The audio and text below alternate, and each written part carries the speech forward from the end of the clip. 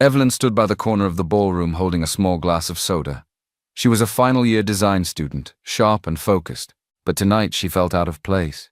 Her classmates laughed loudly, took photos, and showed off their clothes. Some of them whispered about her. "Why is she always so quiet?" one girl said. "She acts like she is better than us," another added. Evelyn heard them. She smiled a little, but her heart felt heavy. She wasn't proud. She was just tired. Tired from studying, tired from working small jobs, tired from pretending she did not care. In another wing of the same hotel, a charity auction was going on. Rich people filled the hall, men in fine suits, women in shining gowns, expensive watches, calm faces, quiet power. Among them was Henry, young, handsome, and respected. People knew he was a billionaire, even though he did not like loud attention. Evelyn felt alone in the noise of her own party. She stepped out to breathe and began to wander through the hotel corridors. The air outside the hall was cool and steady. She walked slowly, watching the lights on the ceiling and the soft carpet under her shoes. She did not know where she was going. She just wanted peace. At that same time, in the charity hall, a careless plan took shape. A man who envied another guest asked a colleague to teach him a lesson. The colleague slipped an aphrodisiac into a drink and left it on a tray. But the tray moved, the glasses changed hands, and by mistake, Henry picked up the wrong glass. He took a few sips and tried to focus on the auction numbers, but his head grew light. His chest felt warm. His steps became weak. He excused himself quietly and left the hall, trying to find fresh air. Evelyn turned a corner and almost bumped into him. "Sorry," she said, catching his arm. He looked at her with tired eyes. I don't feel well." His voice was gentle but unsteady. Evelyn saw that he was sweating and a little dizzy. "Let me help you," she said. She guided him down the corridor. She asked a staff member for a room to rest, just for a moment. The staff, seeing Henry's condition and trusting Evelyn's calm face, opened a small guest room for them. Inside, Evelyn helped Henry sit on the edge of the bed. She poured water, placed it in his hand, and told him to breathe slowly. "It will pass," she said softly. "Just rest." Henry looked at her, confused and grateful. The room was quiet. The light was warm. He reached for her hand without thinking. His mind was foggy. His heart was beating fast. "You're kind," he whispered. Evelyn tried to pull her hand back, unsure. "Please, just rest." He moved closer, still dizzy, and hugged her like someone holding on to safety. She froze, then gently tried to guide him back. "Please," she said again, her voice shaking. "Sit." He misread her fear as shyness. He leaned in and kissed her. Evelyn's eyes widened. She had never done this before. Everything inside her said to run, but something about him, his warmth, his soft, "I'm sorry," his need, made her pause. She felt her heart open and close at the same time. She felt seen. She felt wanted. She felt afraid. "Wait," she whispered. He pulled back, breathing hard. "I'm sorry. I don't know what's happening to me. Thank you for helping me." His apology was real. His eyes were honest. She looked at him for a brief second, her chest rising and falling. Then she made a small, brave choice. She leaned forward and kissed him back, slowly, gently, like touching something fragile. One kiss became another. The space between them disappeared. Words faded. They held each other like two lonely people who had finally found something that had been missing. Morning light touched the curtains of the hotel room. Henry opened his eyes slowly. For a moment he felt warm and calm, like a man waking from a sweet dream. Then he reached for the soft shape beside him and found only a cold sheet. "Hello?" he said, voice low.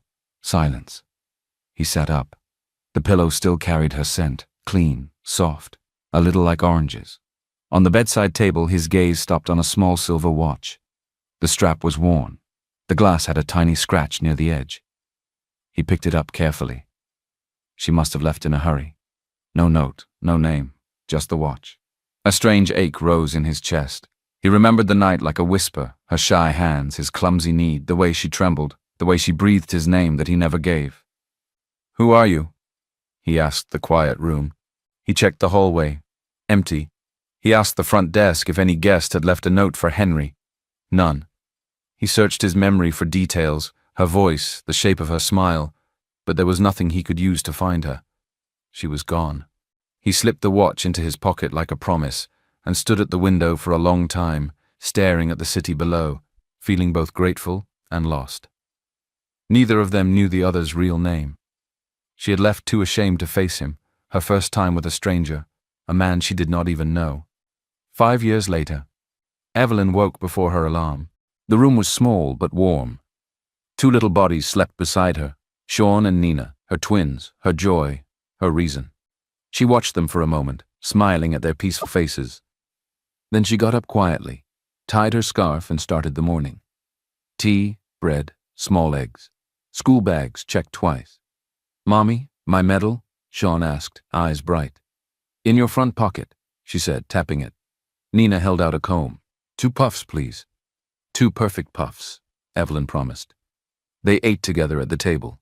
Sean talked fast about a class reading. Nina showed a drawing of 4 people holding hands. Mommy, Sean, Nina, and a tall shape with no face. "Who is that?" Evelyn asked softly. Nina shrugged. "Just someone holding our hands." Evelyn kissed her forehead and folded the drawing into her bag. They walked to the bus stop, laughing at a silly song Sean made up. When the school bus came, the twins hugged her tight before climbing in. Evelyn waved until the bus turned the corner, then pressed a hand to her chest and breathed out. Work waited. Coal Enterprises was busy, bright and loud. Evelyn's ID flashed green at the gate. She stepped onto the design floor and slid into a small seat near the end. Computer on, files open, head down. She worked carefully, cleaning lines in a plan, fixing a rushed 3D model 1 wall at a time. She had learned to be invisible and excellent at the same time. A message from her fiancé, Michael, blinked on her phone. "Michael, don't be late this evening. My uncle wants to see us about the wedding." Evelyn, "I finish by 6. I'll pick the kids and meet you." Michael, "I said don't bring them. We'll talk like adults." Evelyn stared at the screen. Her jaw tightened. Evelyn, "Sean and Nina are part of my life." The 3 dots came and went. Then, "Michael, you know my stand." She locked her phone and swallowed the heavy feeling. She had chosen this path, she told herself. Michael was stable. Michael had connections. Michael said he could give them a bigger place. He just didn't want the children in his space. She pushed the thought away and kept working. No one at the office knew her story. No one knew about the night at the hotel. No one knew the twins came from a stranger she had met once and never saw again. She carried that truth alone, hidden under early mornings and late nights. By noon, she had finished a beautiful set of corrections. Kemi from printing stopped by and slid a warm smile across the desk. "You work so hard, Evie." "Thank you," Evelyn said, simple and soft. She ate lunch at her seat, small jollof in a plastic bowl, then checked the time. If she left right at 6, she could grab the twins and still reach Michael by 7, if he allowed the children. Her phone buzzed again. "Michael, remember, no kids." Evelyn put the phone face down. She looked at the corner of her bag where Nina's drawing peeked out. 4 people, hands linked. She sighed, then opened a fresh page and began to sketch. Curved paths, a small garden inside a housing block, a quiet bench beside shallow water. She didn't know why this idea kept returning. Maybe it was a picture of the peace she wanted. Across the city, in a quiet office high above the streets, Henry stood by a window and turned a small silver watch in his palm. The scratch by the edge was still there. He had cleaned it, but it refused to tick. The time on its face was stuck, like a memory that would not move. 5 years had passed. He had looked in the wrong places, asked the wrong questions, and held his silence, but the feeling never left, the sense that somewhere the woman from that night was living a whole life without him, and he owed her more than a forgotten morning. He closed his hand around the watch. "I'll find you," he whispered. Back at her desk, Evelyn pressed her pencil harder and finished the path that led to the water. Then she drew 2 small children beside it, their hands touching the calm surface, their faces lifted to light. She paused, blinked away sudden tears, and gave the children in the drawing a mother standing just behind them, steady, present, and brave. The next morning felt light and fast. People moved through the design floor with a kind of shine in their eyes. Laughter carried from desk to desk. New perfume hung in the air. Heels clicked. Messages flew. Have you heard? They said the CEO is back. Henry Cole himself. He's richer now. More handsome, too. Ah, I will wear my red dress the day he visits our floor. Evelyn kept her eyes on her screen. Line by line, she cleaned a plan. She checked dimensions twice. She did not join the whispers. Kemi leaned over, smiling. Evie, everyone is so busy today. All their young ladies are on high alert, ready to impress the CEO. Evelyn smiled a little. Let them enjoy. Are you not curious? I'm thinking about school fees and new shoes, Evelyn said, gentle and true. Curiosity can wait. Kemi's smile softened. You're a good mother. Evelyn typed a note on the drawing and saved her file. In her bag, Nina's picture, 4 figures holding hands, rustled softly. Across the open office, a small group of ladies argued playfully about lipstick shades. Classic red. Nude gloss, quiet but deadly. Forget lip, I'll bring ideas. Men love smart women. Evelyn took a sip of water and looked away. She had no space in her mind for a man she didn't know. Her day was full already. Work, the twins, dinner, a quick wash, bedtime stories, and maybe, if she didn't fall asleep on the chair, a few lines in her sketchbook. Her phone buzzed. School. Reminder. Reading day on Friday, parents welcome. Evelyn's face warmed. She typed, I'll be there, and set a tiny heart beside it. Her fingers hovered, then dropped. She put the phone away and breathed out slowly. On the top floor in a quiet corner office, Henry stood with his aide, Austin. The city lay below them, wide and endless. Any luck? Henry asked. Austin shook his head. We checked the hotel again. That charity auction from 5 years ago, the guest records are incomplete. Some data was lost when they changed systems. And CCTV? Overwritten. Henry pressed his thumb against the old silver watch and stared at the tiny scratch near the glass. She left this by mistake, he said softly.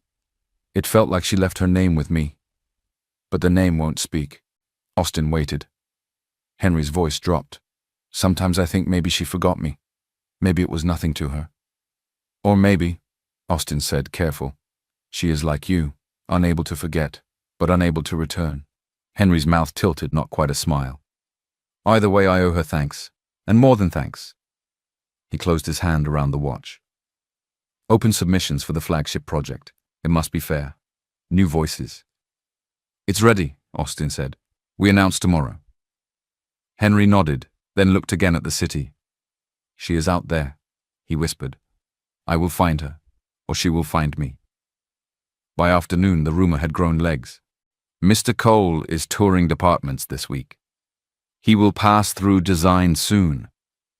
Someone said he likes bold people. We must be bold. Kemi tapped Evelyn's desk. Let's freshen our face a little. Evelyn laughed. If he comes, he comes. I'll just keep working. Kemi rolled her eyes. You and this your calm life. Calm is the only thing I can control, Evelyn said, half joking, half true. She returned to her drawing, then opened a new file and started a quick concept of a courtyard.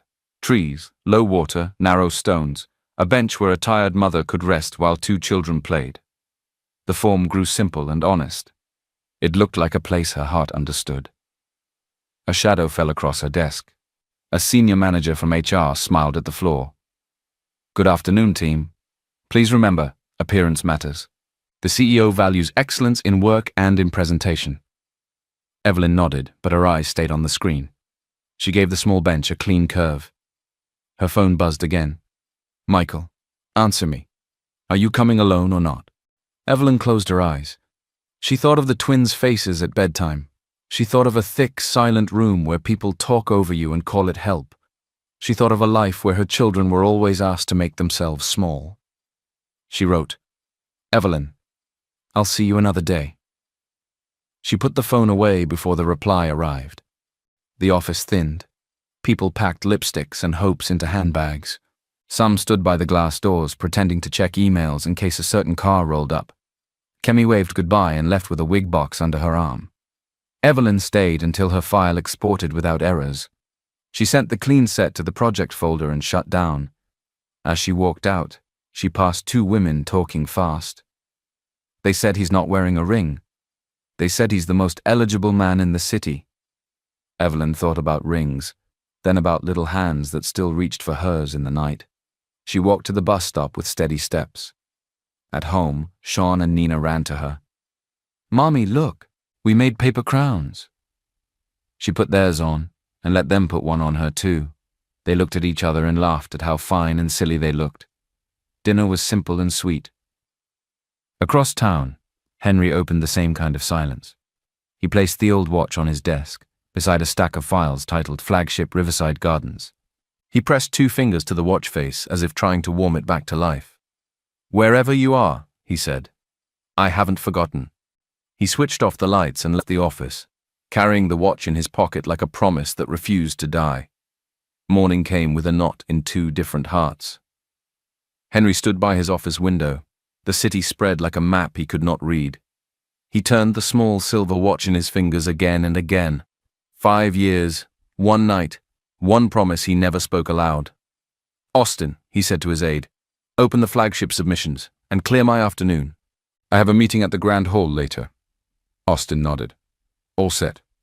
We will keep the process fair. And we will keep looking." Henry slipped the watch into his pocket. "Thank you." Across town, Evelyn stared at a pale pink dress hanging on the wall. The twins, Sean and Nina, played with paper rings on the bed. Her phone buzzed. "Michael, be at the hotel by 5. Make sure the children are not seen. I don't want them around the guests. This is an engagement, not a nursery." Evelyn sat down slowly. Her throat tightened. She had said yes to Michael because he promised stability. He promised a quiet life. He promised a roof and a bigger room for the twins. She thought a steady man could be a safe place. But calling her children baggage cut deep. It made her feel small and ashamed, and then angry at herself for even feeling shame. Nina touched her hand. "Mommy, do you like your dress?" Evelyn smiled for her daughter. "It's pretty." "Are you happy?" Sean asked. Evelyn swallowed. "I'm happy when I see you both." It was the truest thing she could say. She packed their small bag, wipes, snacks, a sweater for each, then folded the pink dress into a garment bag. "We will go together," she told them. "We stay together." The hotel event hall glowed with soft lights. Music floated. Guests smiled at cameras. Michael's friends stood in a tight circle, loud and sure. When Evelyn entered with the twins, Michael's face hardened. "What did I tell you?" he hissed, grabbing her elbow. "Take them away. Keep them out of sight. They will embarrass me." "They are not a mistake," Evelyn said, steady but shaking inside. "They are my children." Michael's smile turned thin. "Not mine." The words fell like a stone.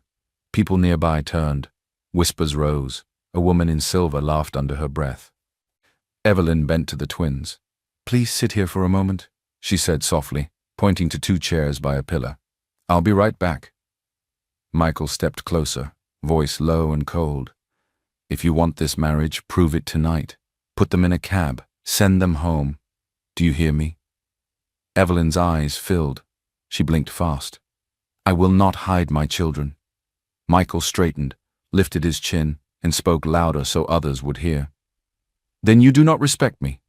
You came here with baggage and expect me to carry it." The room shifted. Some guests looked away. Some watched, hungry for more. Evelyn felt something break quietly inside her. Not rage, not drama, just a simple truth.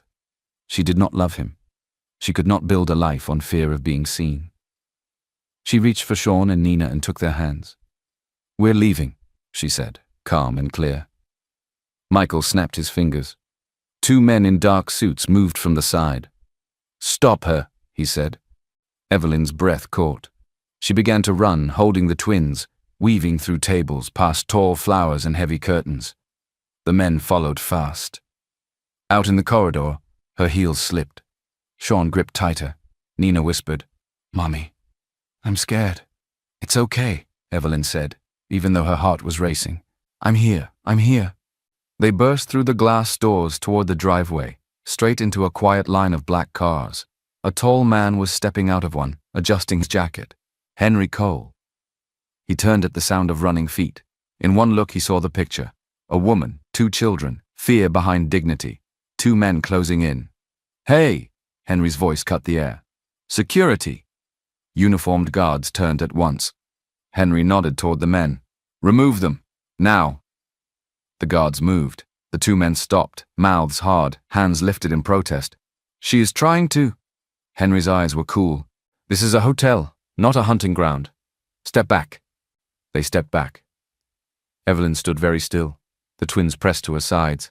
Her chest rose and fell. She looked up to thank the stranger and froze. Something in his face, the line of his mouth, a familiar warmth she could not place. The world went quiet for a second, as if sound itself held its breath. Henry felt it too. A pull he could not name. Familiar. Like déjà vu with a heartbeat. "Are you all right?" he asked softly. "Yes," she said, but her voice shook. "Thank you." He looked at the children. "Do you need a car? A safe room inside? I can arrange." She shook her head. "We'll be fine. I just need to get them away from here." He nodded once. "Then go. I'll make sure no one follows." She started to move, then stopped and looked back. "Thank you," she said again, clearer this time. Their eyes met. The pull deepened, then slipped away as she led the twins toward the gate. Henry watched them go, a strange ache rising, like watching a door swing open to a room he knew, and then close before he could enter. Behind him, Michael walked out with 2 older relatives, face red with embarrassment and rage. "Where are my men?" he demanded. Henry turned, calm as a quiet sea. "Your men are done for tonight. Consider yourself warned." Michael's mouth opened and closed. He did not recognize Henry. He only saw a man others obeyed. He swallowed his anger and retreated. Austin stepped close. "Your meeting is upstairs, sir." Henry nodded but kept his eyes on the gate where the woman had disappeared. "In a minute," he said. He remained by the hotel doors until the driveway calmed. He should have gone to his meeting, but his mind stayed with the woman and the 2 small hands in hers. Austin returned from a short call. "Sir, the event manager said the man from the hall is called Michael, and he was furious. He's on his way to file a report. He plans to claim the woman kidnapped her own children." Henry's chest tightened. Kidnapped. They were clinging to her. They didn't look kidnapped to me. "Yes," Austin said. "But if he files first, it can create trouble for her." Henry looked toward the city lights, thinking fast. "Tell security to call me if she returns." Understood. 15 minutes later, the front desk called. The woman had come back. Someone had called her back. Henry reached the lobby just as she stepped in, breathing carefully, the twins tucked close, a staff member holding a folded shawl. Up close she looked steady and tired, like someone who had learned to be brave in quiet ways. Henry spoke gently. "I'm glad you're safe." She gave a small nod. "Thank you for earlier." The staff stepped away. Silence sat between them for a moment. Henry broke it first. "My name is Henry," he said. "Henry." She hesitated, then lifted her chin. "Evelyn." "Evelyn," he repeated, as if fitting the name to a memory he couldn't reach. He crouched to the twins' height. "And you two?" "I'm Sean," the boy said, wide-eyed. "I'm Nina," the girl whispered, then looked at him longer, as if she knew him from a story. Henry smiled softly. "Nice to meet you." He stood again and lowered his voice. "I was told the man from the hall is going to make a report. It could cause problems for you." Evelyn's hands tightened around the shawl. "He was my fiancé," she said. The word felt heavy. "But he wants nothing to do with my children. He calls them baggage. He told me to hide them. I refused."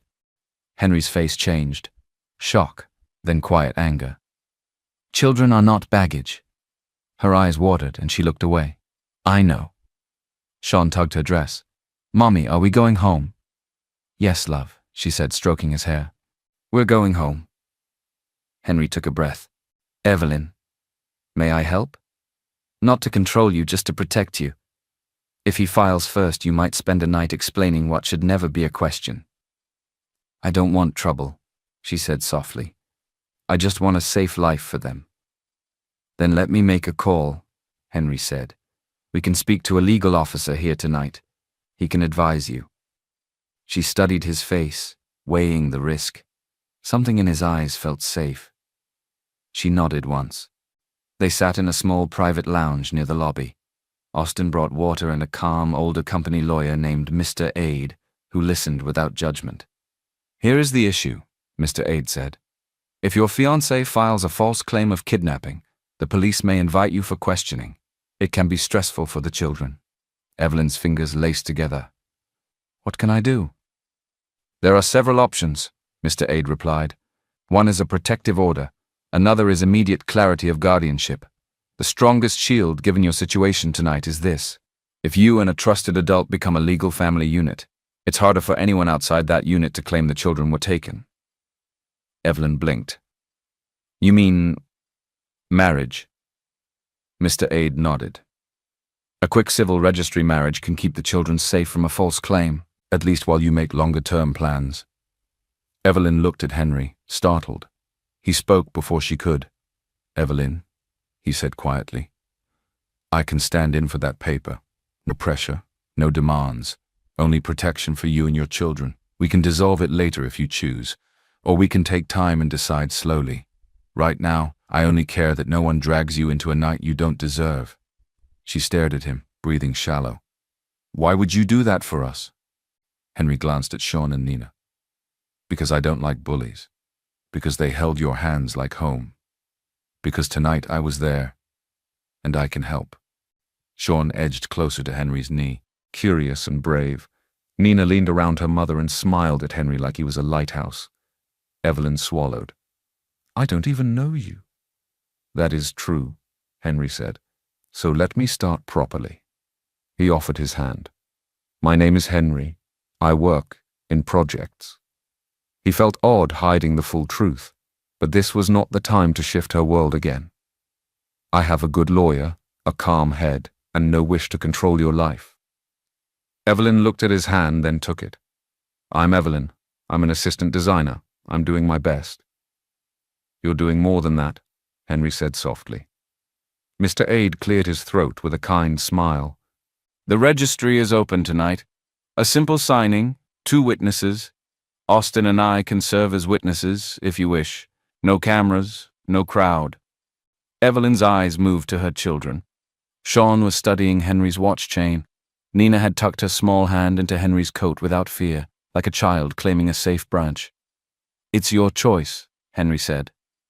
"If you say no, I will still find another way to shield you." Evelyn closed her eyes for 2 breaths. When she opened them, they were wet but clear. "We will sign," she said, "just to protect them." Henry nodded, relief soft in his face. "Thank you for trusting me." Michael burst into the far end of the lounge just then, 2 men trailing him, a hotel staff member trying to slow him down. "There you are," Michael snapped at Evelyn. "You think you can run? I've already called." Henry turned, calm and firm. "Sir, you will lower your voice. There are children here." Michael barked a humorless laugh. "You again. Who are you to tell me anything?" "Someone who will not allow you to harass a mother and her children," Henry said. "Security." 2 guards stepped in. The lounge stilled. Michael pointed at the twins. "They are not mine. She's trying to force me to—" Evelyn stood, her voice steady and clear. "Michael, this is simple. Sean and Nina are my children. You have made it plain you don't want them. I will not hide them or leave them anywhere. We are leaving this arrangement." Michael blinked, thrown by her calm. "You will regret this." Henry's eyes cooled. "You will leave now." To the guards, he added, "Please escort these gentlemen off this floor." Michael stared at Henry, searching for power he could not see, then swallowed his pride and backed away. Sean let out a breath he didn't know he was holding. Nina pressed closer to Henry's side. He knelt and met their eyes. "Are you all right?" he asked. Sean nodded. "Are you a good person?" Henry's mouth quivered into a real smile. "I want to be." Nina whispered. "You feel safe." Henry's throat tightened. "Thank you." The registry office was quiet and clean. A clerk printed forms. Mr. Aid guided the process. Austin signed as witness, then Mr. Aid. Henry and Evelyn stood side by side, hands steady, words simple. No rings today, Mr. Aide said gently. Just signatures and a seal. Protection first, the rest can wait. When it was done, the clerk stamped the last page and slid the papers into a plain envelope. It is official, she said. You are legally married. Evelyn held the envelope to her chest for a moment. Sean and Nina crowded close to see the seal. Does this mean we go home together? Sean asked. Yes, Evelyn said. Her voice shook and then steadied. We go home together. Outside the building, under a quiet sky, Henry looked at Evelyn with respect and care. This paper covers tonight, he said. Tomorrow we can talk about what comes next, your work, the children's routine, any support you need. No rush. We will move at your pace. Evelyn nodded, tears bright in her eyes. Thank you. The twins reached for Henry at the same time. He laughed, surprised, and took both small hands. For a brief, bright second, they looked like a picture that had been waiting to be taken. Far away, Michael stared at his phone, furious and alone. The message he had planned to file made no sense now. The story he tried to write for Evelyn had fallen apart. That night, after the children slept, Evelyn stood by the small window, the envelope safe in a drawer. She touched her chest, feeling both lighter and afraid of what tomorrow might bring. Across the city, Henry placed the old silver watch beside the fresh registry papers. He brushed the face of the watch with his thumb, then looked toward the dark window, as if the city might answer him back. Safe, he whispered. They are safe. Morning sunlight filtered through thin curtains. Evelyn stirred at the sound of a gentle knock on the door. For a moment she thought she was dreaming. Then she heard it again, soft, polite, steady. She got up quickly, smoothing her wrapper, glancing toward the twins still curled under their blanket. When she opened the door, Henry stood there, smiling faintly. I hope I didn't wake you, he said. You sent me the address last night, remember? I wanted to check on you and the children. Evelyn blinked, still surprised to see him outside her small flat. You didn't have to come so early. I couldn't sleep, he admitted, stepping inside when she gestured. I wanted to be sure you were all right after everything. Sean ran from the small room, rubbing his eyes. Uncle Henry, he said brightly. You came. Henry knelt to his height. I promised, didn't I? He glanced at Nina, who hid behind her mother, peeking out with a shy smile. Evelyn's small sitting room was neat but modest. 2 chairs, a table with a vase of dried flowers, children's books on a stool. Henry noticed the care in every detail. He felt respect rise quietly inside him. I made tea, she said, lifting the kettle from the small stove. Would you like some? I'd love that, he said, taking the seat she offered. They sipped quietly. The twins played near the doorway, humming to themselves. I was thinking, Henry began. If it's all right, I'd like you and the kids to meet someone important to me today, my grandmother. She's warm and kind. She lives simply, not far from here. Evelyn looked uncertain. Wouldn't that be too soon? Not at all, Henry said gently. She likes meeting good people. Evelyn smiled a little. All right, the children will like that. Sean clapped softly. Are we going on a trip? Just a short one, Henry said with a grin. You'll see.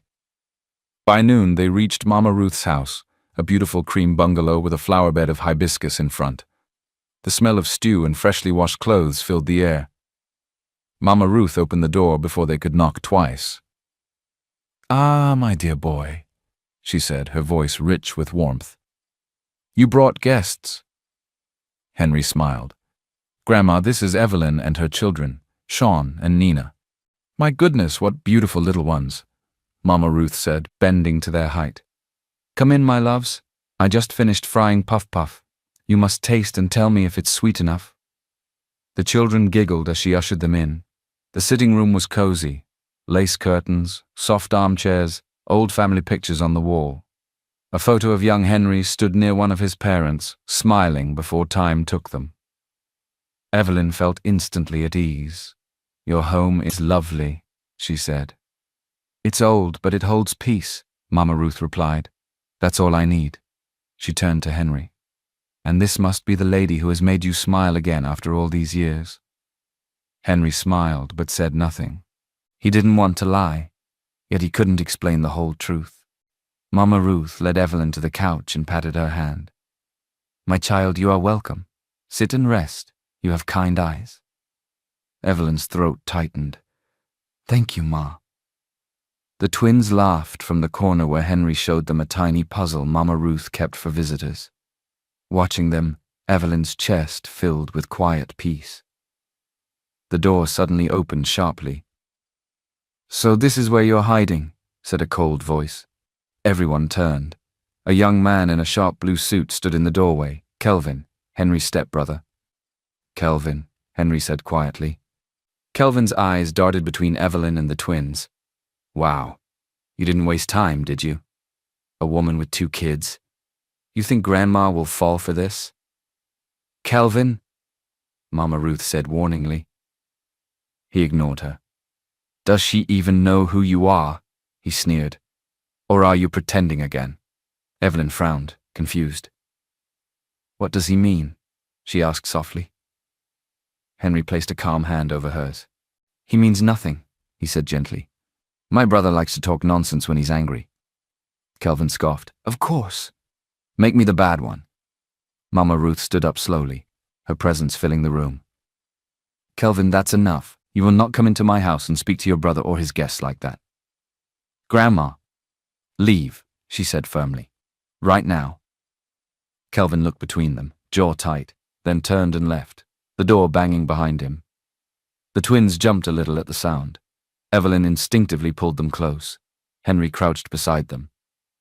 "It's all right," he said softly. "He's gone." Mama Ruth exhaled deeply and shook her head. "That boy's mouth will one day get him into trouble." She turned to Evelyn and smiled again. "My dear, please ignore him. You are welcome here." Evelyn's eyes filled. "Thank you, Mama Ruth," she whispered. Sean tugged at Henry's sleeve. "Uncle Henry, can we come back again?" Henry smiled, emotion tight in his throat. "As often as you want." Mama Ruth clapped her hands lightly. "Good. Now we'll eat. I made yam porridge. You'll help me set the table." They worked together, laughter slowly replacing the earlier tension. Henry served the porridge. Evelyn folded napkins. The twins carried spoons like tiny waiters. As they ate, Mama Ruth told funny stories about Henry as a boy, how he once chased a goat that stole his biscuit and fell into a drum of water. The children laughed until they couldn't breathe. Evelyn caught herself smiling, really smiling. Henry's laughter was deep and kind, the kind that made the air lighter. After the meal, Evelyn helped wash the dishes. Henry dried them beside her. Their hands brushed once. Neither looked away too quickly. "Thank you," she said quietly. "For what?" he asked. "For treating my children like they matter." Henry's voice softened. "They do. They matter a lot." When they stepped outside to leave, Mama Ruth stood at the porch waving. "Come again soon." "We will." Evelyn watched him, her heart warm and uncertain.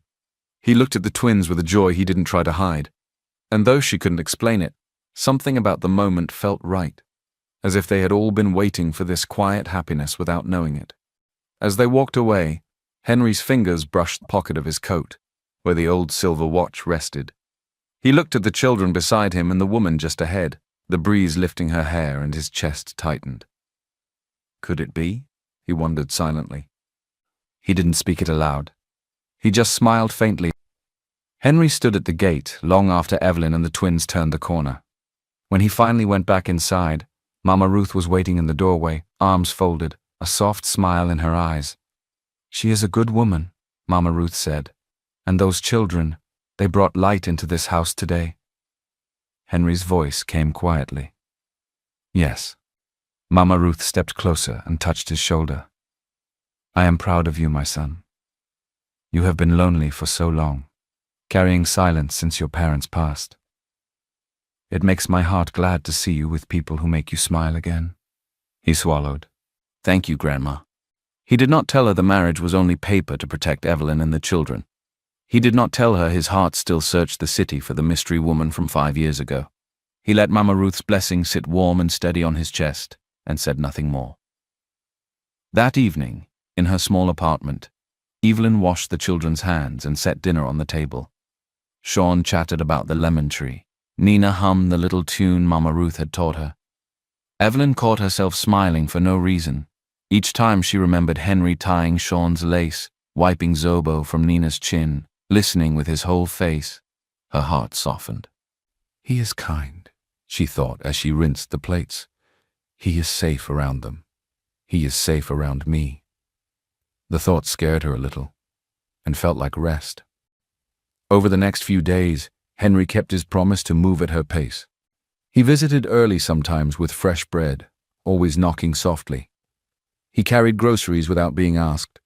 He fixed a loose hinge on the bedroom door and tightened a shake chair leg.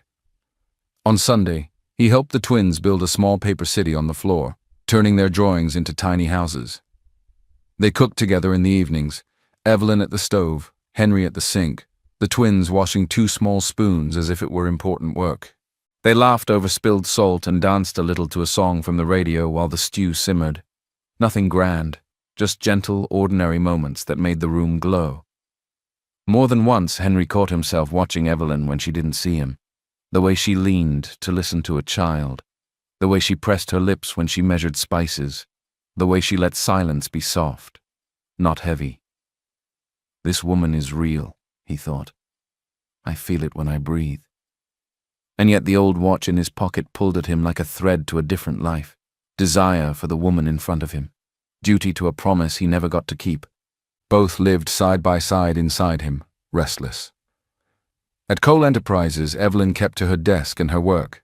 She was careful and fast, her corrections neat, her models clean. Still, not everyone liked to see quiet work shine.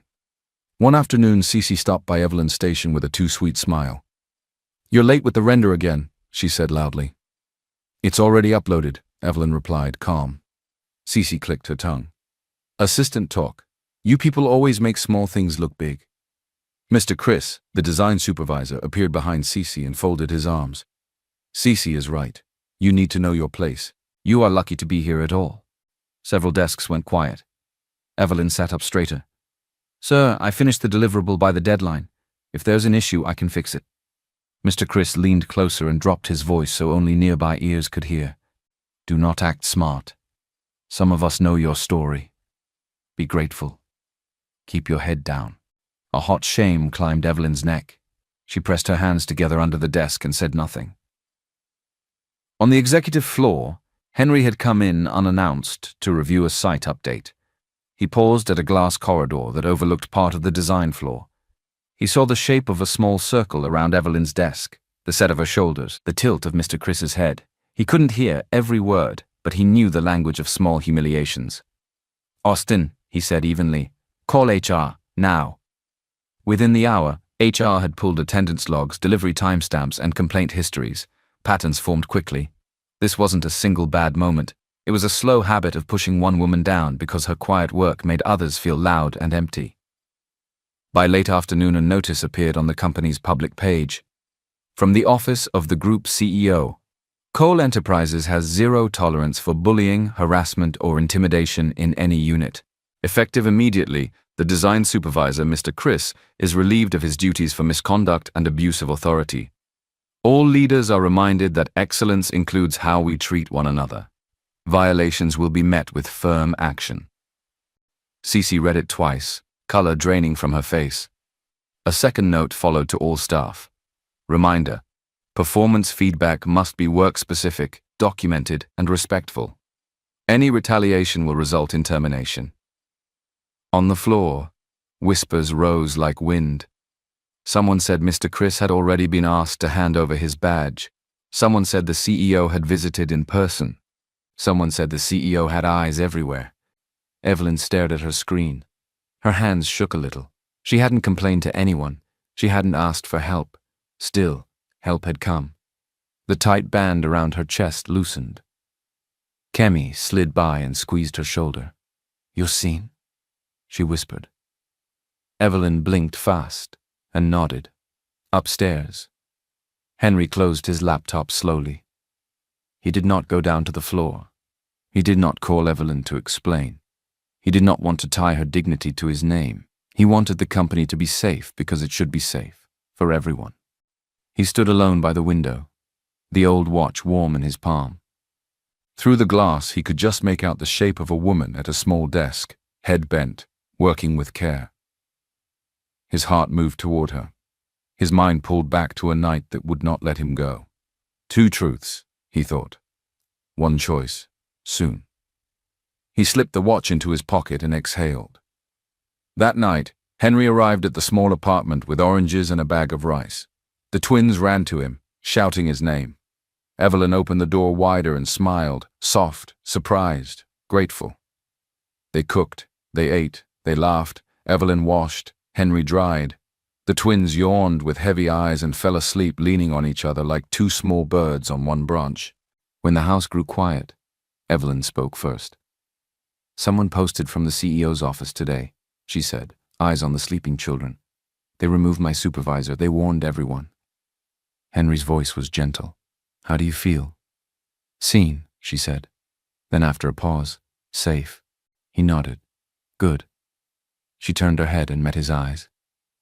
"Thank you for everything you have done for me and the kids." He held her gaze. "You and the children deserve peace." Something warm passed between them, simple and honest. Henry felt it settle in his bones. Evelyn felt it bloom in her chest. Neither of them moved closer. Neither of them stepped away. Outside, the night held its breath, as if it too wanted this moment to last. Morning came with a ripple of excitement across Cole Enterprises. A bright banner went up on the company page and whispers spread like wind. Flagship announcement, Riverside Gardens, a new community project. Winning team bonus, 10 million. Open submissions. Kemi rushed to Evelyn's desk, eyes shining. "Evie, this is it. You must enter. Your designs need to be seen by everyone." Evelyn's heart beat faster. She thought how far the price money could go in solving her problems. She thought of rent, school fees, and the twins' small wishes. She thought of the courtyard she kept sketching, water, trees, light. She nodded slowly. "I'll try." That evening, at home, she told Henry. "You should do it," he said, voice warm and steady. "Your work has soul. People feel it." Evelyn smiled, shy and bright. "All right, I'll submit." Sean climbed into Henry's lap. "Will Mommy win?" Henry kissed Sean's hair. "She already wins when she draws with love. The rest will follow." Evelyn poured herself into the concept. Days of quiet research at lunch, late-night sketches after the twins slept. She named the proposal Utopia because it held the things she wanted most: safety, light, simple beauty. On submission day, she saved the file, backed it up, and went to refill her water. When she returned, her screen showed an empty folder. Her heart dropped. She clicked again, fingers cold. Utopia was gone. Cece stood 2 desks away, pretending to scroll her phone. Mr. Chris was no longer there to hover, but his shadow felt long. Evelyn swallowed panic, searched the recycle bin. Nothing. For a full minute, her hands shook. Then she breathed in and made a choice. Start again. Make it better. She opened a new file. Night fell. The office emptied. Evelyn stayed. At home, Henry tucked the twins into bed, then checked his phone. No message from Evelyn yet. He washed 2 cups and set rice to steam, pacing between the window and the door. He wanted to go to her, but he had promised to move at her pace. At midnight, her message finally came. "Still working? Don't worry." He typed back, "Proud of you. I'm awake if you need anything."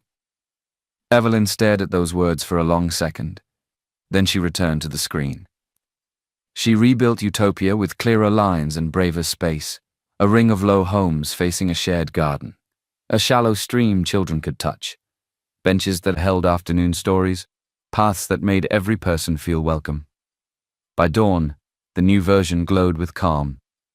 She submitted 1 minute before the deadline, then closed her eyes at her desk, and finally slept. 2 days later, the design review room was full. Senior managers sat with straight backs. Younger staff stood along the walls. A hush fell as Utopia came up on the screen. A murmur went through the room. Soft, surprised, then warm. "It feels human," someone whispered. It's beautiful, said another, simple, whole. When the shortlist was announced, Utopia topped the list. Kemi squeezed Evelyn hard. You did it! Evelyn's eyes went wet. She covered her mouth, then laughed through tears. She thought of two small faces in a quiet courtyard that now felt real. That night at home, Henry lifted her into the smallest, gentlest hug and set her down as if she were made of light. I knew it, he said, eyes bright. You built a place people can breathe. She smiled big and tired. I almost lost it. What happened? File vanished. I don't know how. I rebuilt it from scratch. Henry's jaw shifted, but he kept his voice even. Then the world got the better version. The twins clapped like they had been waiting all day to do it. They danced in a circle around their mother, and Henry joined, making the room glow. The next morning, an internal memo went out. Cece, design associate, suspended pending review for harassment and interference with colleague submissions. HR office of the CEO. Evelyn read it twice. Her hands stilled. She hadn't named anyone. She hadn't accused. But someone, somewhere, had seen the truth and acted. Cece did not show up that day. Kemi whispered, "Whoever is upstairs is not playing this year." Evelyn said nothing, but a quiet thank you rose inside her. A week later, trouble struck. A rival firm posted a glossy teaser for a garden community. The image looked painfully familiar. Evelyn's ring of homes, her shallow stream, her shared benches. Lines changed, labels renamed, but the shape was hers. By noon, the whispers turned sharp. Isn't that our concept? Who sent it out? Did Evelyn sell it? At 2, a formal notice hit Evelyn's inbox. Suspension pending investigation. Evelyn read it standing up. For a long second, she could not breathe. The room swayed, then steadied. She packed her bag with shaking hands. Kemi reached for her. Evie, I know you didn't. I know, Evelyn said, voice thin but clear. It will pass. She walked out with her head high, but her chest felt like glass. Upstairs, Henry saw the rival's post and went very still. He called Austin in. Pull logs, Henry said. Server access, print histories, email attachments, external drives, everything since the competition opened. Quietly, no stone left unturned. Austin nodded. And Evelyn? Henry's jaw set. Suspend the noise, not the person. She stays off the floor for now, but she won't be treated like a criminal. Make sure HR's language is neutral and respectful. Yes, sir. Henry stared out at the city with the old silver watch in his hand. He wanted to go down there, to stand beside Evelyn and say, I believe you. But he had built walls around his identity for a reason. If he broke them now, the story would become about him, not the truth.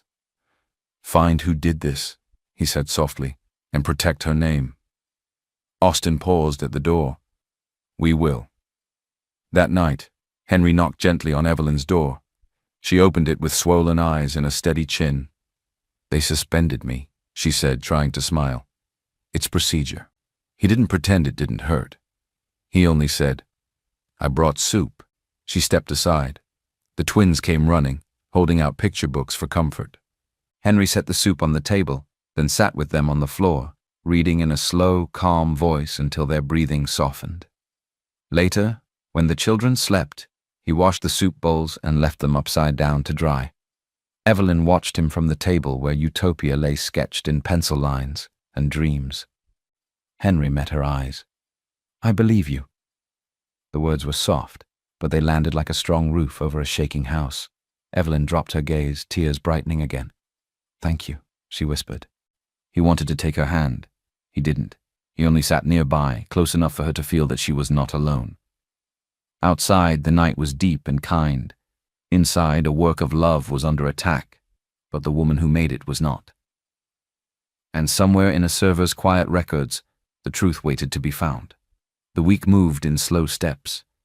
Henry kept the investigation quiet but wide. Server logs, printer queues, USB histories, camera entries, every path that might show how Utopia left the building. He also kept showing up at the small apartment with small kindness, fruit in the morning, soup at night, a silly joke to make the twins laugh. One evening, he brought fried plantain and a tiny bag of puff-puff from Mama Ruth. The twins cheered. Evelyn smiled, tired but soft. "Should I make a quick stew?" she asked, already reaching for a tin of fish. Henry lifted a hand. "Wait, I'm allergic to fish." Sean's head popped up. "Me too," he said. "Remember, Mummy? My tongue got itchy." Nina nodded, serious. "Mine too, it tingles." Henry went still for a breath he didn't show. "Then let's do egg," he said lightly. "Easy and safe." They cooked, they ate, they laughed at a lopsided omelette that looked like a cloud.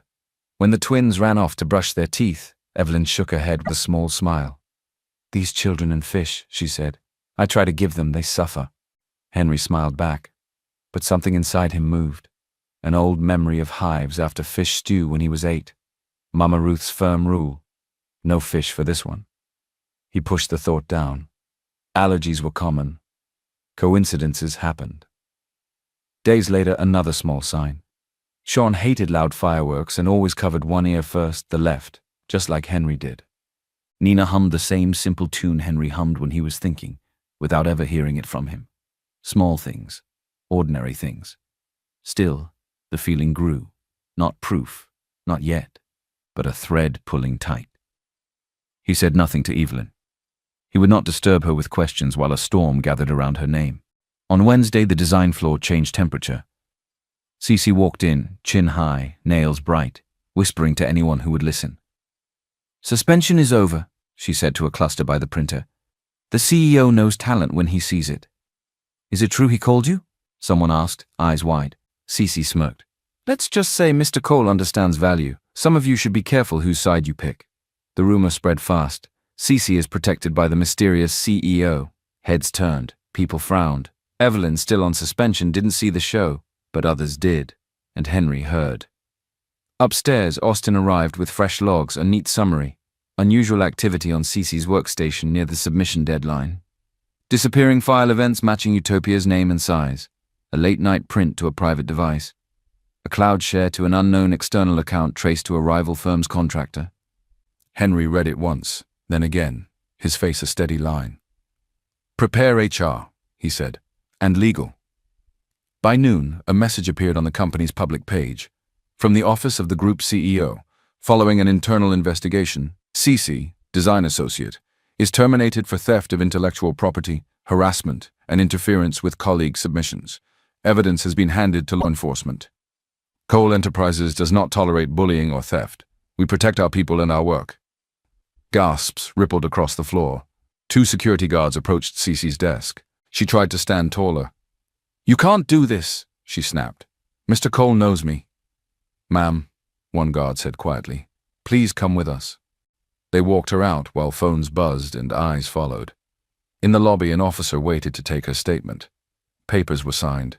Cece was led away, jaw tight, gaze hot with blame. By evening, Cece was out again. She stepped into a dark car that smelled of cold air and expensive cologne. Kelvin sat inside, tapping a ring against the door. "You were careless," he said flatly. Cece shot him a look. "You promised protection. I did exactly what you wanted. Push Evelyn out, ruin her design, make Henry look weak." Kelvin's smile was small and sharp. "And you got caught." She folded her arms. "You said you had the police in your pocket." "I have someone, not everyone," he said, bored. "Bail is a bandage, not a cure. Next time, use clean hands." She turned to face him fully. "I did this for both of us." "For yourself," Kelvin corrected, amused. "Let's not lie to each other. You want Evelyn gone because she stands where you want to stand. You want Henry's eyes. I want his chair." Cece's mouth curled. "Then we still want the same thing." Kelvin nodded once. "Good. Because this was only a first fire. We will make the next one hotter and harder to see." He reached into the console and pulled out a phone with a blank case. "Use this. No more company devices. No more bragging at work. You insulted your own intelligence today." Cece took the phone, cheeks burning. "Don't talk to me like I'm stupid." Kelvin's tone stayed smooth. "Then don't act like it." The car rolled forward. Streetlights drew long lines on the ceiling.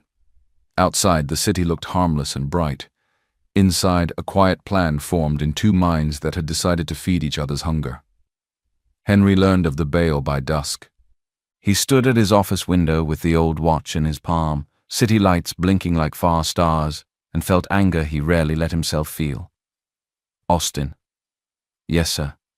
Double security on all project files, fresh passwords, new rules for personal devices. Already drafted. And send a note to HR. We support Evelyn's appeal. The suspension stays only while we finish the formal report. Make sure her record shows no admission of guilt. Language matters. Done. Henry breathed out slowly. His reflection looked back at him, steady, tired, holding a watch that had waited 5 years for answers. A small knock sounded at the door. Austin stepped back in, hesitant. Sir, there's one more thing. Someone at the front desk saw Cece leave with Kelvin. He watched Henry's face carefully. It seems they know each other well. Henry's jaw set. Of course they do. What do you want to do? Exactly what we planned, Henry said. Finish the report. Clear Evelyn's name, then we deal with whatever comes next. And Mr. Kelvin? Henry's eyes cooled. Family or not, the company comes first. If he moves against the work, we move against him. Austin nodded and left. Henry stood alone with the watch, thinking of fish allergies and a boy covering his left ear, a girl humming a tune he'd carried since childhood. He pressed his thumb to the tiny scratch on the glass. If I'm right. The thought was too big to finish. Not yet. He tucked the watch away and reached for his phone. At home, Evelyn folded tiny shirts on the bed while the twins built a tower of books. The door knocked softly. She opened it to Henry.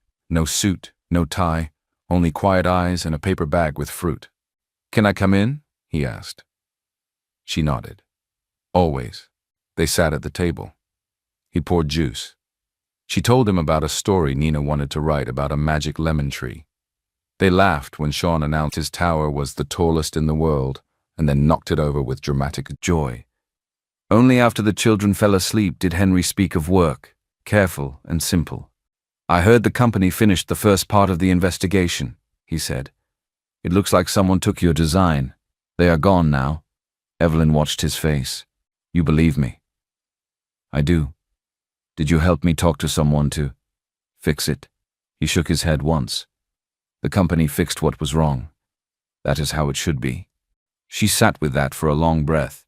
Thank you for believing in me. He didn't reach for her hand. He wanted to. He didn't. He only stayed a few minutes more, then stood. Rest, he said softly. Tomorrow will be kinder. At the door, she stopped him. Henry? He turned. If the world gets loud again, she said, voice low, come for dinner. We'll make egg and plantain. No fish. A smile spread without asking. Deal. He left with the old watch in his pocket and the sound of a woman's soft promise in his head. Somewhere across town, in a quiet room with expensive shadows, Kelvin spread papers across a table. Org charts, board votes, upcoming bids. Cece sat opposite with a hard, eager smile. Destroy her work, Kelvin murmured, tapping a pen on a date. Shake his trust, then we move. Cece held the burner phone like a small weapon. And when the dust rises? Kelvin's eyes gleamed. We take what we came for. At the office the next morning, Evelyn received a call directly from HR. Miss Evelyn, the voice said, steady and kind. The investigation is complete. Your name is cleared. You may return to work today. Your record shows no fault. Evelyn closed her eyes for a second. Thank you. When she stepped onto the design floor, people looked up. Kemi rushed across the aisle and hugged her. I knew it, she said, eyes bright. I knew you didn't do it. Evelyn smiled, small and grateful. Thank you for believing me. Work felt lighter. She opened Utopia and made tiny fixes with calm hands. At lunch, Kemi slid a snack onto her desk and grinned. Celebrate, even if it's small. That evening at home, Henry brought oranges and bread. They cooked together, shoulder to shoulder. Sean and Nina told him a wild story about a lemon tree that grew candy. They all laughed until their sides hurt. Later, when the twins were asleep, Evelyn and Henry stood by the window. The room was quiet. The air felt full. His hand brushed her hand. Neither moved away. Her heart climbed into her throat. He leaned in a little, eyes soft, breath warm. For a heartbeat, the world waited. Then Henry pulled back, a careful inch, pain and longing in his face. "I'm sorry," he whispered. I need to tie some loose ends first." Evelyn searched his eyes. She saw the truth there. He cared for her, but something held him. She nodded, though it hurt. "Okay." They said goodnight with a look that carried too many words. The next day, while the twins colored on the floor, Evelyn gathered laundry. Henry had left a small bag of clothes after helping fix a leaking tap. She added his shirts to the pile and checked the pockets by habit. Her fingers touched metal. She drew out a small silver watch, worn strap, tiny scratch near the glass. The room tilted. Her lungs forgot how to work. The watch lay in her palm like a voice from a locked room. My watch. 5 years folded into one moment. The hotel room. The soft light. Her shaking hands. The way she left in a rush, too ashamed to look back. Evelyn stood very still. Then she wiped her eyes, breathed once, and went to find Henry. He was in the kitchen drying 2 cups. He turned when he heard her. "Evelyn?" She held up the watch. "Where did you get this?" He froze. The cup in his hand went still. His eyes fell to the watch, then rose to her face. Color drained, then returned. The room went quiet enough to hear the clock in the hall. He took one slow step forward. "I have kept it for 5 years," he said, voice low. "It was the only thing I had from that night." Their eyes locked. Realization swept over them like a wave, warm, terrifying, inevitable. Evelyn's breath broke. Tears filled fast. "It was you," she whispered. "It was you." Henry's face crumpled, relief and shock fighting for space. He set the cup aside with shaking hands. "It was you. All this time." He breathed. "You saved me that night. You stayed when I was not myself. You gave me children, and you carried the weight alone. Evelyn." His voice cracked. "Thank you. Thank you for your strength. Thank you for your silence. Thank you for everything you endured." Evelyn pressed a fist to her mouth. She didn't know whether to cry or laugh or fall into his arms. Her heart raced like a bird. "I didn't know how to find you," she said, tears spilling. "I left in a hurry. I was scared. I kept the memory in a box and locked it." Henry's eyes shone. "Now I understand why I felt at home around you," he said softly. "Why the children felt like a song I already knew." He reached up, gentle as breath, and cupped her face in both hands, thumbs warm on her cheeks, hands steady now. "Evelyn," he whispered, as if saying her name for the first time. "I'm here." She leaned into his touch. The nearness broke whatever thin wall was left between them. Henry bent and kissed her. It was not rushed. It was not loud. It was a kiss held back for too long, full of longing, apology, gratitude, and the sweet shock of being found. She answered him with the same fullness, tears on her lashes, fingers curling into his shirt like a promise. When they parted, foreheads touching, both of them were breathing hard and laughing a little through tears. "Hi," she said, voice shaking. "Hi," he answered, smiling like a man who had just found home. From the doorway, 2 small faces peeked in, Sean and Nina, wide-eyed and glowing. "Mommy, Daddy," Nina said softly, as if testing a dream. Henry looked over, eyes wet. "Yes," he said, voice full. "Daddy?" Sean grinned, fierce and bright. "I knew it." They ran into his arms and he gathered them close, burying his face in their hair, whispering something only love could hear. Evelyn watched them, this man, these children, this moment that healed 5 years, and felt her heart settle finally into a safe place. Outside, evening light leaned through the window. Inside, 4 people stood in a small kitchen, holding the pieces of a story that had just found its way back to itself. Morning sunlight found them still smiling over small things. Henry walked to Mama Ruth's house with a light in his step he had not felt in years. Mama Ruth opened before he knocked. "My son," she said, searching his face. "You look brand new." Henry took her hands. Grandma, it was her, the woman from 5 years ago, Evelyn. For a heartbeat she stared, then covered her mouth. Tears filled her eyes. "I knew it," she breathed. "I knew I felt a pull to those children, my great-grandbabies." She laughed and cried at once, shaking her head. "God is kind." He held her a long moment. When they sat, the joy dimmed with a shadow he could not ignore. "I haven't told her everything," he said softly. About who I am. I kept it simple to protect her, but she suffered alone. And I want the world to know she is mine and I am hers. Mama Ruth cupped his cheek. Then speak. Truth is the only road love can walk for long. He nodded. Tonight. That afternoon, Evelyn received a polite text from an unknown number. Hello, Evelyn. I'm Kelvin, Henry's brother. Could we meet for coffee? I have something important to share about your future. She hesitated, then agreed. A brother was still family, and she wanted peace. The cafe was quiet and expensive. Kelvin stood when she arrived, a smile that never reached his eyes. Evelyn, he said warmly, you deserve clarity. Henry has secrets. He married you to get family shares. He leaned in. That is the secret I hinted at the other day. He isn't a simple man. He is Henry Cole. Her breath stuttered. What? The CEO, Kelvin said, sipping calmly. Your driver. He lied. For months. Ask yourself why. The room tilted. The old watch. The gentle man. The company notices. The way help arrived without noise. Evelyn stood, chair scraping the floor. Thank you for your time, she said, voice small and steady. She left before he could add poison to the wound. Outside, the evening air was sharp. One truth burned through her chest. Henry had hidden who he was. At home, she packed 2 small bags. Sean watched, confused. Nina held her hand. Mommy? Sean whispered. Are we leaving? For a little while, she said, trying not to cry. We need to breathe. Henry, meanwhile, had been setting the stage for a different night. A small ballroom, a simple string trio, a bouquet of lemon-yellow flowers for Evelyn. He planned to stand before her, confess everything, his name, his fear, his love, and ask her to marry him again, this time with truth. On the way there, a dark car cut across his lane near the hotel's side entrance. Tires screamed, metal kissed metal. The world jolted, pain tore through his leg. The other car sped off. Austin, in the car behind, ran to him. Sir! Henry gritted his teeth. Call the hotel clinic, quietly. He could not know that down the block, Cece and Kelvin sat in another car, watching smoke thin into the night. Not fatal, Kelvin murmured, but enough to ruin his perfect timing.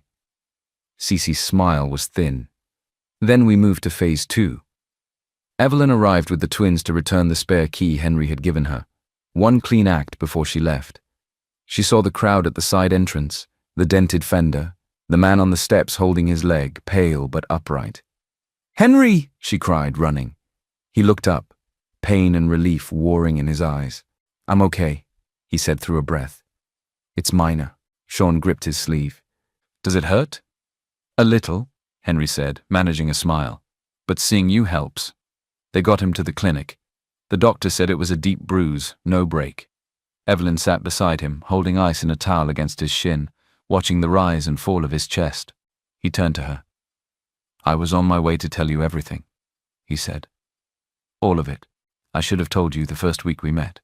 Tears stung her eyes. You should have. I'm sorry, he whispered.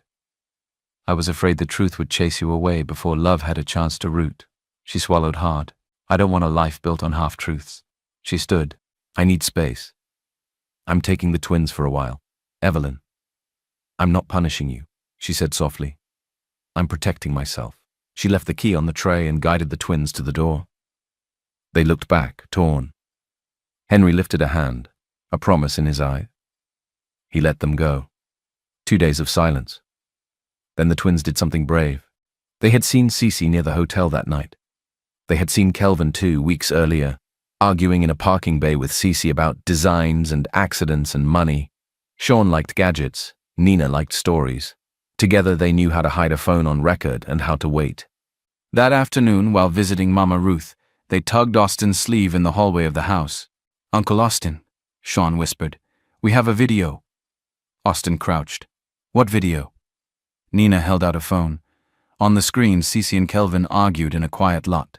Stolen designs. You promised me a seat when he falls. Pay the boys at the gate. Scare him, not kill him. Embezzlement covered. Once he signs off. Every word was clear. Austin's face hardened. Good work, he said softly, both to the children and to fate. He sent the file to legal and to a police liaison they trusted. By evening, Warrants were signed. Police arrested Cece and Kelvin for fraud, extortion, corporate sabotage, and conspiracy. The burner phones became maps. The money trails became a story with names and dates. There was no neat way to wriggle free. Mama Ruth stood in the doorway as officers led Kelvin away. Hurt and steel shared her face. "Grandma," he began. She raised a hand. "No, not today. You are barred from my house and from our family business. You will answer for what you have done." Her voice did not shake. He lowered his head and was taken. The next morning, the company page carried Henry's words plain in public. Statement from the group CEO, Henry Cole. "Recent events revealed theft of designs, targeted harassment, and attempts to harm our people and our work. Those responsible have been removed and are in police custody. Evelyn Williams is fully cleared. Riverside Gardens moves forward under lead designer Evelyn and her team. Effective immediately, anti-bullying protocols, new data security, and direct reporting lines to HR for anyone who feels unsafe. Cole Enterprises stands for honest work and human dignity. We will protect both." Messages flooded in: relief, apologies, congratulations. Kemi printed the notice and taped it to Evelyn's screen with a tiny, proud heart. Evelyn read the statement at her small desk at home, the twins playing with blocks at her feet. Tears fell and kept falling. It wasn't about the title. It was about being seen in the wide light, at last. That evening, Mama Ruth knocked and let herself in with soft steps. She sat beside Evelyn on the couch. "My daughter," she said, taking her hand. "Truth has a way of bringing us all home, even if we take the long road. Henry was wrong to hide. He knows. He is ready to stand in the open." Evelyn looked at her lap. "I loved the simple life we made. Now I don't know which part was simple and which part was a story." Mama Ruth smiled sadly. "The love was simple. The fear was the story." Evelyn's chest shook. Mama Ruth pulled her into an embrace and held her through the quiet. Across town, Henry stood at his window, no watch in his palm now, just open hands. The world knew his name. He wanted Evelyn to know his heart the same way, without walls. He turned from the glass and picked up a small ring box he'd left on the table, still unopened from the ruined night. He did not know when he would be allowed to offer it. He only knew he would not lie again. The following day, Henry went to Evelyn's apartment in plain clothes. No driver, no guards, no car. He carried only a small ring box and the old, careful hope in his chest. She opened the door. For a heartbeat, they just looked at each other. "I came to tell you everything," he said. She stepped aside. He entered and stood in the small sitting room where the twins' crayons were spread on the table. He spoke slowly, honestly. "The night we met at the hotel," he began, "I was not myself. You saved me from a bad place. You stayed. In the morning you were gone, and the only thing left was your watch. I searched for you for years. I kept that watch to remind me I wasn't dreaming." He drew a breath. "When I found you again, I was afraid. I didn't know it was you, and I thought if I told you I was Henry Cole, the billionaire CEO, you would see money before you saw me. So I hid. It was wrong. I am sorry." Silence settled. His eyes did not leave hers. "Evelyn," he said, voice low, "I love you. Not the picture of you. You. The way you work. The way you protect the children. The way you laugh when you think no one hears. I am done hiding. If you never forgive me, I will still be grateful for every day I got to know you." Her face trembled. She tried to speak, then covered her mouth with her hand. His words had broken the last hard shell around her heart. "I forgive you," she whispered at last. "I forgive you." He exhaled, almost folded in relief. Sean and Nina, who had been peeking from the hallway, ran out and threw their arms around his waist. "Daddy!" they shouted together. Henry went to his knees and held them both, eyes shining. "Daddy," he said back, like a prayer answered. Evelyn watched them, tears warm on her face. The room was small. The moment was large. It filled every corner. 2 days later, Evelyn walked to the market and ran into Michael outside a small shop. He looked thinner, tired around the eyes. "Evelyn," he said, stopping short. "I'm sorry. Business has been bad. I was wrong. I shouldn't have treated the children the way I did. She raised a gentle hand. Michael, it's all right. You are not worth my anger. I'm not angry. I'm done. He nodded, defeated but oddly lighter. I hope you are happy. I am, she said simply. They parted, and that chapter shut softly behind her. Mama Ruth insisted on a wedding with music and food and laughter. Not because of money, she said, but because joy deserves a big table. The day came warm and clear. The ceremony was simple and bright, only family, close friends, and a few quiet colleagues. When it was time to walk, Sean took his mother's left hand, and Nina took her right. They carried her down the aisle together, small feet sure on the path. Henry could not stop smiling. Vows were plain and honest. No rush, no secrets. Rings slid into place with hands that had learned to hold carefully. Mrs. Evelyn Cole, the officiant said at the end. The twins cheered first. Everyone else followed. At Cole Enterprises the next week, a short message appeared on the company page. Please congratulate Mrs. Evelyn Cole, lead designer, Riverside Gardens. We are grateful for her courage, her work, and the light she brings to our team. Kemi ran to Evelyn's desk, hugged her hard, and whispered, God is good. Evelyn's eyes lit with quiet thanks. Life had been heavy since she lost her parents years ago. Today, everything felt in place, like all the roads that hurt had finally led somewhere safe. That evening, Henry took her hand and placed a small box in her palm. She opened it. Inside lay a watch, same design as the one she left behind, but now finely made. The tiny scratch kept in the pattern like a memory, the bezel set with small diamonds that caught the light like morning water. He fastened it on her wrist. This time, he said, eyes soft and steady, I'm not losing you. She leaned into him. And I'm not running. They kissed, simple and sure.